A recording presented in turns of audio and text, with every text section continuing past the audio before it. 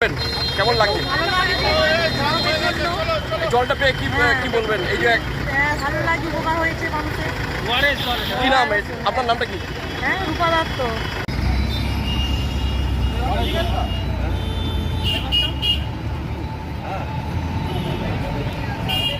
ওটাই ভালো করেছে।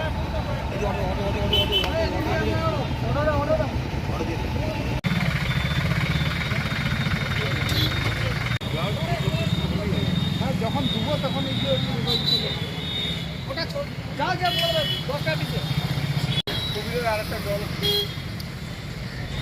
নামাতে বলো তখন নামিয়ে দিয়ে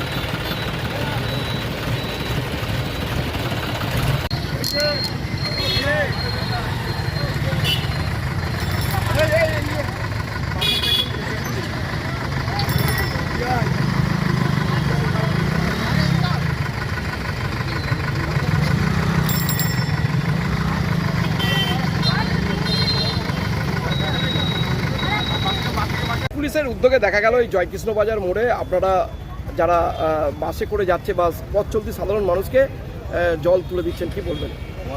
প্রচুর গরম, এই তীব্র দাবদাহে মানুষের মুখে একটু জল তুলে দেওয়ার জন্য আমাদের এই উদ্যোগ।